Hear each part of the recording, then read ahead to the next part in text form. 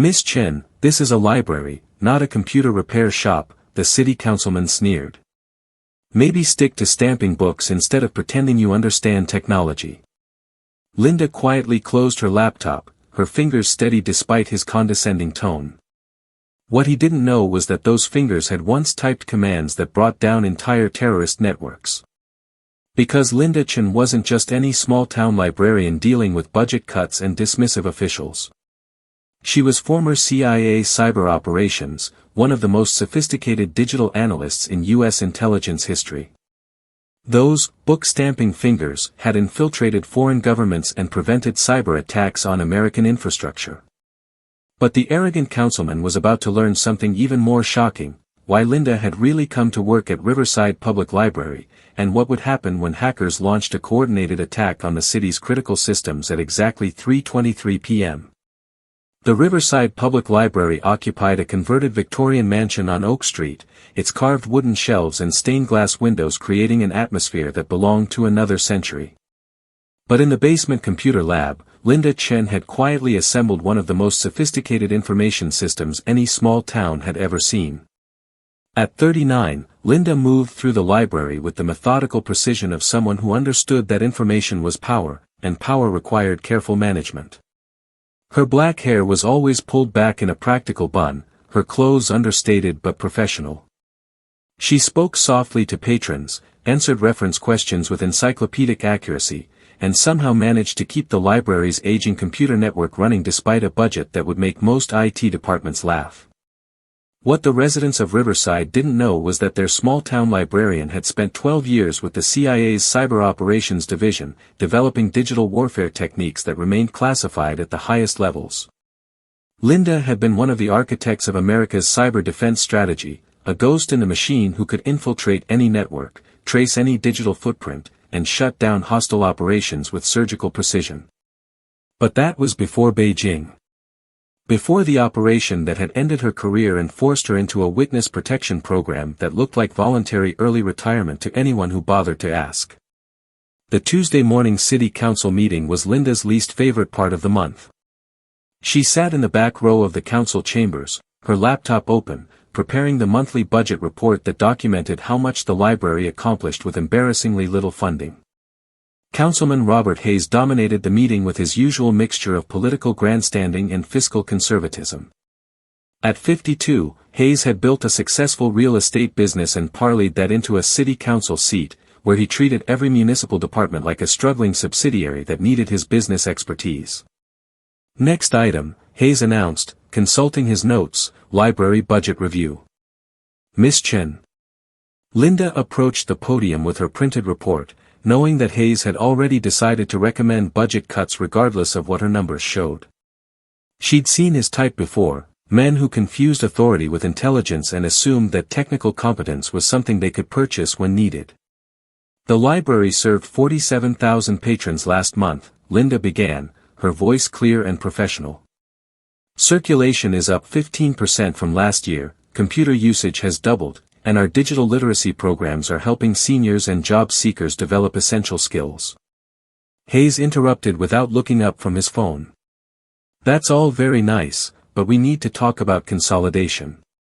There are private companies that can manage library services more efficiently. Less overhead, more accountability. Respectfully, Councilman Hayes, private companies can't provide the community services that define a public library.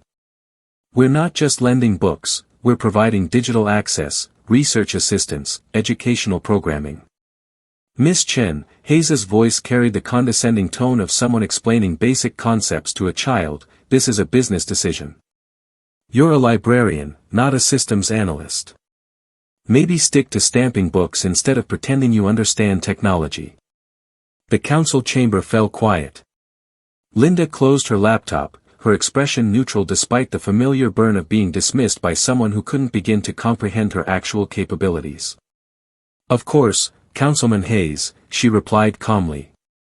I'll prepare the documentation you've requested. What Hayes didn't know was that Linda had already conducted a comprehensive analysis of his private company recommendation. She'd traced the corporate structure of Hayes Holdings LLC, identified the shell companies that connected his real estate investments to the proposed library management firm, and documented the financial incentives that would personally benefit Hayes if the privatization went through.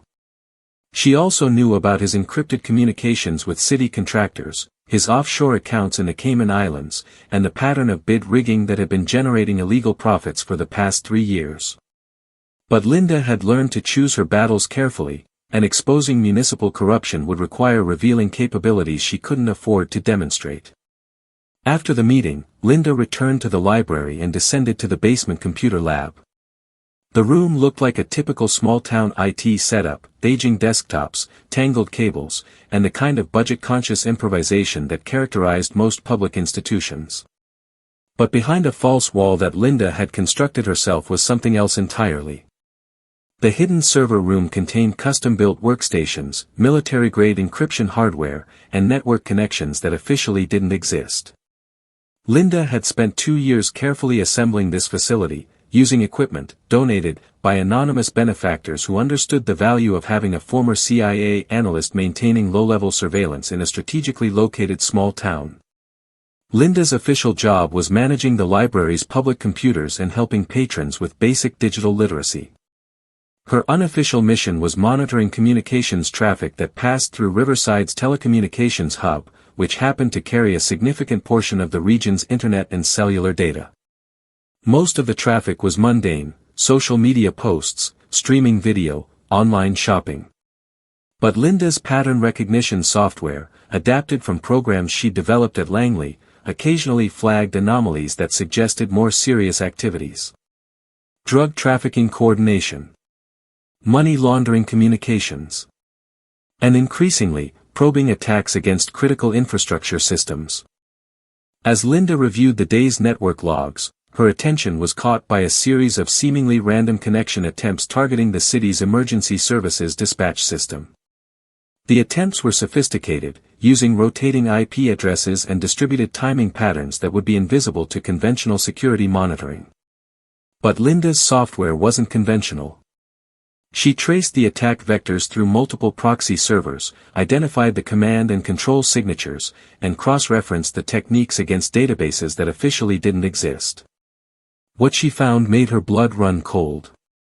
The attack pattern matched operations attributed to the Crimson Collective, a cyber-terrorism group that specialized in disrupting civilian infrastructure. Their previous targets had included hospital networks, power grids, and transportation systems in major metropolitan areas. Linda immediately began defensive preparations, hardening the city's network security and implementing countermeasures that would alert her to any escalation. But she also faced a dilemma, warning the city authorities would require explanations she couldn't provide, while staying silent could result in catastrophic damage to critical systems.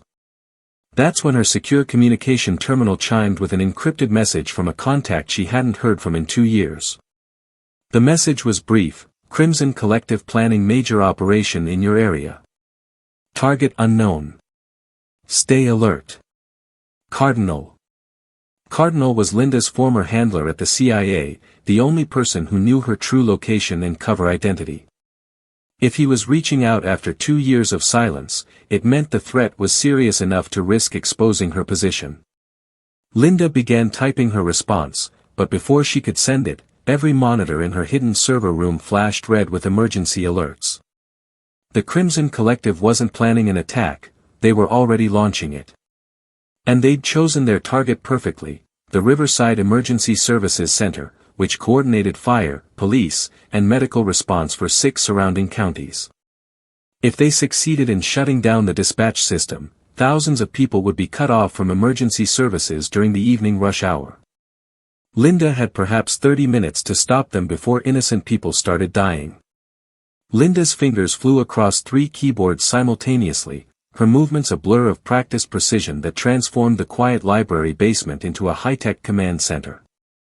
On the main screen, she could see the Crimson Collective's attack unfolding in real time, a coordinated assault on multiple layers of the emergency services network. The hackers were good. They'd infiltrated the system through a vulnerability in the dispatch software's automatic update protocol, establishing persistent access that would be nearly impossible to detect using conventional security tools. Their malware was designed to slowly degrade system performance before triggering a complete shutdown during peak demand hours. But Linda was better. She initiated a counter-intrusion protocol that she developed during her CIA days, using techniques that violated several international cyber warfare treaties but were perfect for neutralizing terrorist operations. Her software traced the attack vectors back through the proxy networks, identifying the physical locations of the Crimson Collective's command servers. One was in Romania. Another in North Korea. The third, disturbingly, was located less than 50 miles away in the industrial district of a neighboring city. Linda realized this wasn't just a cyber attack, it was a coordinated operation designed to create chaos in emergency services while physical assets moved into position for a secondary strike.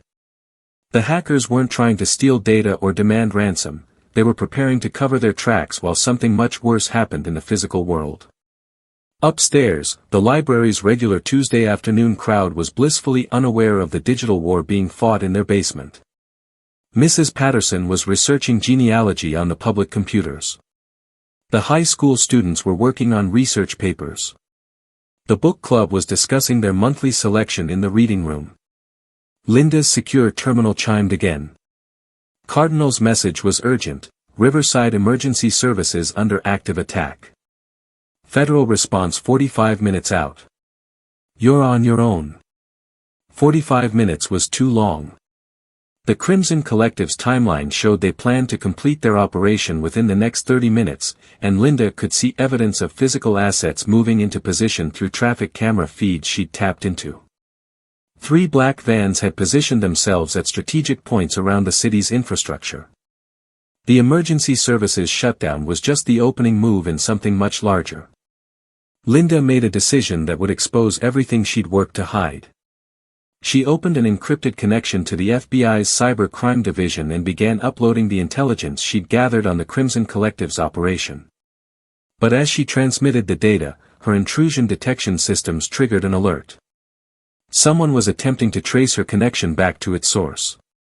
The Crimson Collective had detected her interference and was now hunting her. The hunter had become the hunted.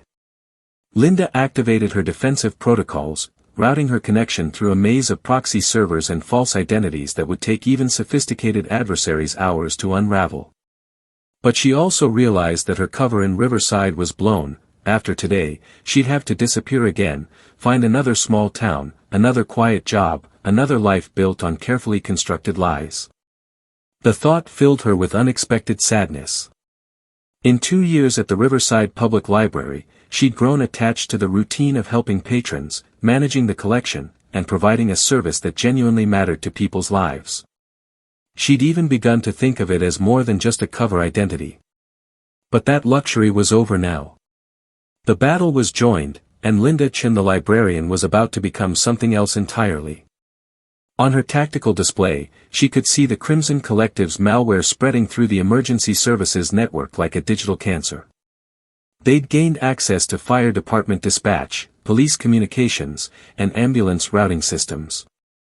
In 15 minutes, they'd trigger a cascade failure that would leave the entire region without emergency services. Linda launched her counterattack. The software she unleashed was elegant in its destructive precision, a digital weapon that sought out the specific signatures of the Crimson Collective's code and turned their own malware against them. Where they had planted logic bombs, she inserted logic vaccines. Where they had established backdoors, she installed monitoring software that tracked every keystroke. But her real stroke of genius was the psychological warfare component. Using behavioral analysis algorithms, Linda crafted messages that appeared on the hackers' screens at precisely calculated intervals, designed to create doubt, paranoia, and confusion within their ranks. The first message appeared on the Romanian server: "Your handler in Pyongyang has been compromised. Trust no one." The second appeared in North Korea: "Romanian cell has been turned. Operation blown. Abort immediately." The third, appearing on the local command server, was more direct: "You are being hunted." The ghost is in your machine. Within minutes, the Crimson Collective's coordination began to collapse. Suspicious of each other and uncertain about the security of their communications, they started making mistakes. Linda exploited each error, turning their own paranoia into a weapon that dismantled their operation from within. The attack on the emergency services network faltered, then failed completely as Linda's countermeasures neutralized their malware and restored normal operations. But she wasn't finished yet. Using the access she'd gained to their networks, Linda began extracting intelligence on the Crimson Collective's broader operations. Financial records, personnel files, planned operations, everything they tried to keep hidden was now flowing through her systems and into FBI databases. That's when she heard footsteps on the library's basement stairs. Councilman Hayes descended the basement stairs with the confident stride of someone who believed he owned everything he surveyed. Behind him followed two men in expensive suits whose movement patterns immediately triggered Linda's threat assessment protocols: corporate security, possibly former law enforcement, definitely carrying concealed weapons. "Miss Chen," Hayes called out as he approached the computer lab. "I hope you don't mind the unannounced visit. I wanted to discuss the budget situation in person." Linda quickly minimized her active operations and stood up from her workstation, positioning herself between Hayes and the false wall that concealed her real equipment. "Of course, Councilman Hayes. Though I should mention we're having some network issues today that require my attention." Hayes smiled, but it didn't reach his eyes. "Actually, that's exactly what I wanted to discuss. You see, we've been monitoring unusual internet traffic coming from this building. Very sophisticated stuff, the kind that requires serious expertise to generate." Linda felt ice forming in her stomach. Hayes wasn't here about library budgets. Somehow, he detected her cyber warfare operations and connected them to the library. "I'm not sure what you mean," Linda replied carefully. "We just have basic internet service for public access." "Come now, Miss Chen. We both know that's not entirely accurate." Hayes gestured to one of his associates, who began examining the computer workstations with professional interest.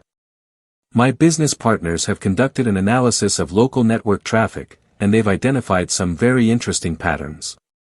The pieces fell into place with crystalline clarity. Hayes wasn't just a corrupt city councilman, he was providing cover for whatever operation the Crimson Collective had been planning. The attack on emergency services was designed to facilitate something much larger, and Hayes had been positioned to ensure that local authorities couldn't respond effectively. "Councilman Hayes," Linda said, her voice remaining calm despite the danger, "I think there's been a misunderstanding." "Has there?" Hayes stepped closer, his friendly facade dropping completely. "Because my associates tell me that someone in this building has been interfering with some very important business.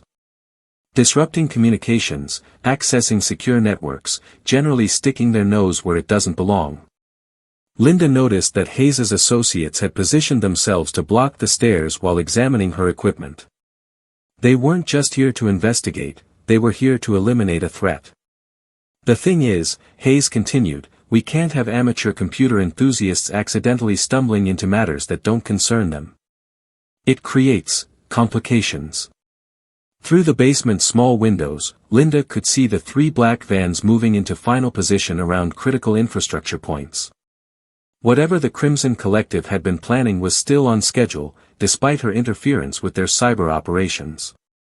"So here's what's going to happen," Hayes said, pulling out a tablet that displayed Linda's real CIA personnel file. Dr. Linda Chen, former senior analyst with the Central Intelligence Agency's Cyber Operations Division. Impressive resume. Unfortunately, your government pension is about to be terminated due to a tragic accident involving a gas leak at the public library. Linda's training kicked in automatically. She identified 3 immediate threats, 2 escape routes, and multiple improvised weapons within reach. But she also realized that Hayes had done his homework, he knew exactly who she was and what she was capable of. However, Hayes continued, "There is an alternative. My business partners are always interested in recruiting talented individuals. Your skills could be very valuable in the private sector. You mean working for terrorists, Linda replied flatly. Hayes shrugged. I mean working for people who understand that governments are just temporary obstacles to more permanent forms of organization. Linda's hand moved casually toward her keyboard, but one of Hayes's associates was already moving to intercept her. I wouldn't, he warned. We've placed monitoring software on all your systems. Any attempt to send communications will trigger immediate termination protocols. That's when Linda smiled for the first time since Hayes had entered the basement. You mean this monitoring software? She asked, pressing a single key. Every screen in the basement lab immediately displayed the same message: Hayes Holdings LLC, financial records, classified intelligence operation. Below the header scrolled bank records, communication intercepts, and personnel files documenting Hayes's role in facilitating terrorist operations on American soil. The information was simultaneously broadcasting to every law enforcement database in the country, along with real-time GPS coordinates of the black vans positioned around the city. Hayes's face went white. How did you? You assumed I was just another small-town librarian who'd stumbled into something beyond her understanding, Linda interrupted. But I've been tracking your operation for 6 months. Every encrypted communication, every financial transaction, every meeting with your terrorist friends. I know about the weapons shipments, the money laundering, and the plan to use emergency services disruption as cover for an attack on the regional power grid. She gestured to the screens around them, which now displayed live surveillance footage of FBI tactical teams surrounding Hayes's business associates throughout the city. I also know that you made one critical mistake, Linda continued. You brought cell phones into a facility equipped with military-grade signal interceptors. Every word you've spoken in the last 10 minutes has been recorded and transmitted to federal authorities. Hayes's associates reached for their concealed weapons, but Linda was already moving. The quiet librarian who'd endured months of condescending lectures suddenly demonstrated why the CIA had considered her one of their most valuable assets. The first man went down to a textbook disarm and joint lock that left him unconscious before his brain could process the pain. The second managed to clear his weapon before Linda disabled him with a nerve strike that would keep him paralyzed for the next 20 minutes. Hayes backed against the wall, his earlier confidence evaporating as he realized he'd gravely underestimated the woman he'd been bullying for months. Miss Chen, he stammered, let's be reasonable about this. We can work something out. Actually, Linda replied, straightening her professional blouse and adjusting her practical bun, I think we've worked everything out quite nicely. The sound of sirens was growing louder outside as federal tactical teams converged on the library. Through the basement windows, Linda could see the black vans being surrounded and their occupants taken into custody. You know what the really ironic part is, Councilman Hayes? Linda asked as FBI agents began descending the basement stairs. You were right about one thing, I am just a librarian. I help people find the information they need. Today, I helped federal law enforcement find information about a terrorist cell operating in our community. She smiled as Hayes was led away in handcuffs. I guess you could say I'm very good at research. 3 months later, the Riverside Public Library hosted its annual Community Appreciation Dinner in the main reading room. The Victorian mansion's stained-glass windows cast colored light across tables filled with residents who'd come to celebrate another successful year of library programming. Linda stood at the podium, preparing to deliver her annual report to a crowd that now included the mayor, several state officials, and a surprising number of federal agents who'd decided to make Riverside their permanent home base. This year, Linda began, the library served 78,000 patrons, expanded our digital literacy programs, and established a new cybersecurity education initiative for local businesses. The audience applauded politely, but Linda noticed the knowing smiles on several faces. In the 3 months since the Crimson Collective incident, word had quietly spread about their librarian's unusual background.